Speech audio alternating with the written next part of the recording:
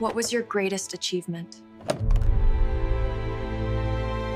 He was just another 95-year-old man waiting to die, forgotten by family and ignored by staff. But when a history student interviewed him for a school project, she uncovered a Medal of Honor story that had been buried for 8 decades. Welcome to the Human Stories. Before we begin this powerful story of forgotten courage and rediscovered honor, tell me in the comments, where are you watching from today? And if you believe stories like this deserve to be remembered, hit that subscribe button and help us make sure they are never lost again. Room 237 at Sunrise Senior Care in Boston housed Frank Sullivan, 95, who'd become invisible over 6 years. Staff called him a quiet one. Never complained, never caused problems, easily forgotten. His daughter visited twice yearly, 15 minutes each time, tired of war stories she'd stopped listening to decades ago. Frank spent days by his window, watching the parking lot, remembering other mornings. June 6, 1944. Landing craft engines, salt spray mixed with diesel fuel, the weight of his Thompson submachine gun. In the corner sat an old military trunk, covered with a dusty sheet. Staff assumed it contained meaningless keepsakes. They'd offered to move it to storage, but Frank quietly insisted it stay. The only thing he'd ever been firm about. That Tuesday, Emma Chen arrived. 20 years old, brown hair pulled back, holding a tablet and recording device. "Mr. Sullivan, I'm a history student at Boston University. Could I talk to you about your military service? I'm collecting stories from World War II veterans before—" She paused delicately. "Before we all die," Frank finished. "Smart girl. Not many of us left." Emma set up her equipment. "Where did you serve?" Frank's eyes drifted to landscapes only he could see. "England first. Training, then France. Germany." "What unit?" "1st Infantry Division. The big red one." Pride crept into his voice for the first time in years. Emma's pulse quickened. She'd researched enough to know what that meant. "Were you at D-Day?"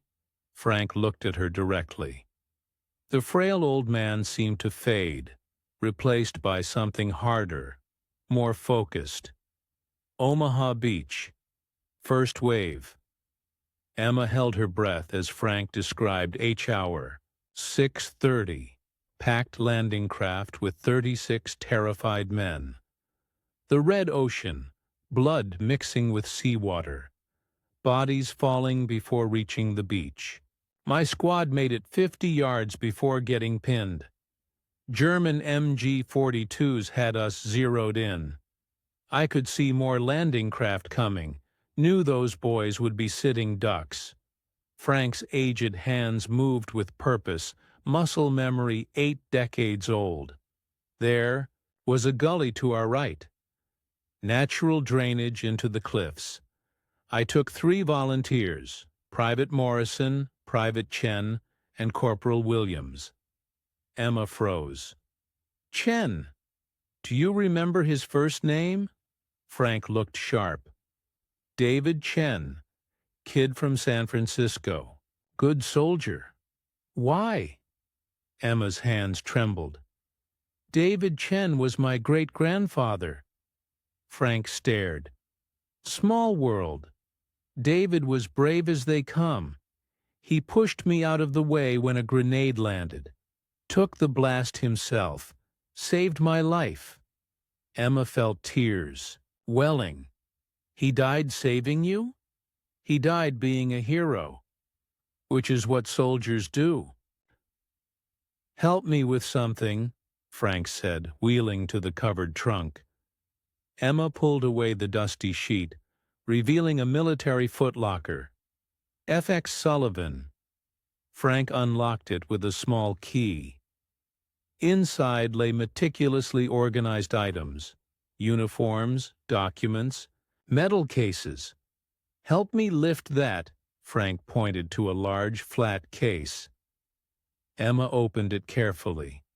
Inside, mounted on blue velvet, was the Congressional Medal of Honor. Emma stared in shock. "You're a Medal of Honor recipient?" Frank nodded. "Received it from President Roosevelt himself. October 1944. What did you do? What needed to be done?" Frank described Aachen, September 1944. First German city they tried to take. His company tasked with taking a factory complex, expecting light resistance, but finding 100 dug-in Germans. "We lost both lieutenants first 10 minutes. Command fell to me. Started with 43 men, down to 20 after the first attack. With artillery coming, Frank crawled through a drainage culvert alone, 200 yards under enemy positions. Came up behind their main machine gun positions, took out the first crew with grenades, started taking fire from everywhere. Wounded. Multiple times, Frank fought room to room through the factory complex for an hour, single-handedly breaking German resistance. My boys advanced and secured the objective. We held 3 days against counterattacks." Emma struggled to process it. "Why didn't you ever tell anyone?" Frank was quiet. "Because it's not about me.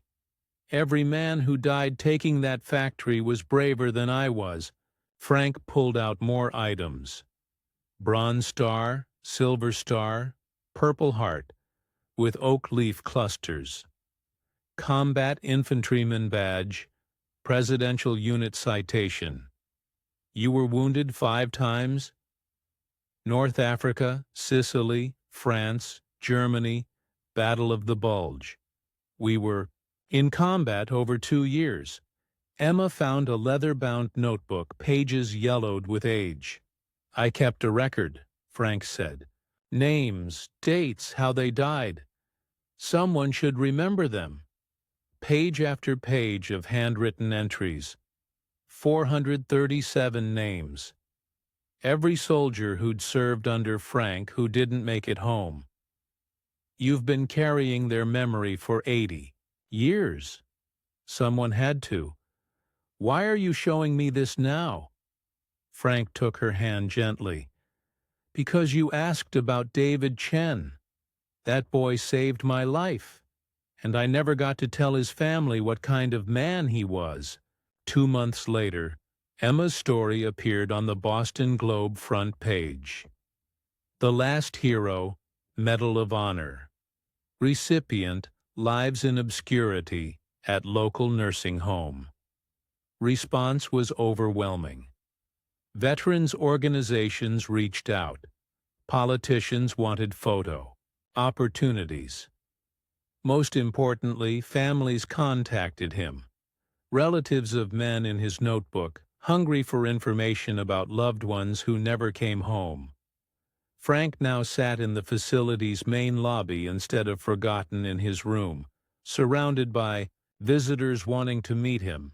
"Still feels strange being the center of attention," Frank told Emma.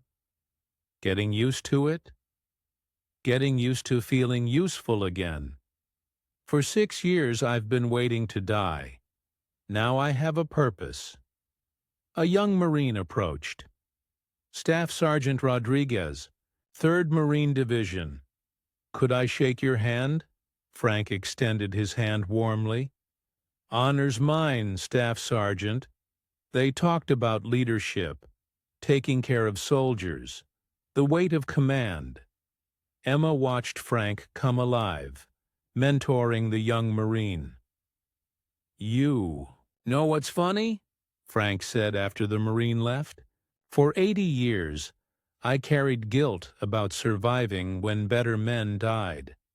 And now?" Frank looked around the lobby filled with people who'd come to hear his stories. "Now I think maybe I survived for a reason. Maybe I was supposed to be their voice, He opened his notebook. David Chen, killed in action, June 6, 1944, Omaha Beach, age 19. Saved his sergeant's life and opened German defenses for follow-on forces. Not just a name anymore, a story, a legacy. At 95, Frank Sullivan had found his most important mission, preserving the memory of men who died alongside him 80 years ago. Emma realized she'd helped complete a circle begun on Omaha Beach when David Chen pushed Frank out of a grenade's way. Her great-grandfather had saved Frank's life, so Frank could spend 8 decades remembering his sacrifice. And now, finally, David Chen was coming home. Welcome to the Human Stories.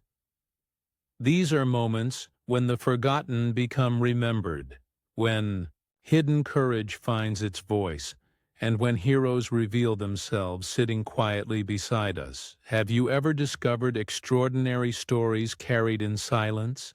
Share their memory in the comments and tell us where you're watching from. If stories like this remind you heroism hides in plain sight, subscribe to The Human Stories for narratives of quiet courage and forgotten sacrifice. Until next time, remember, the most important stories are often the ones never told, and it's never too late to listen.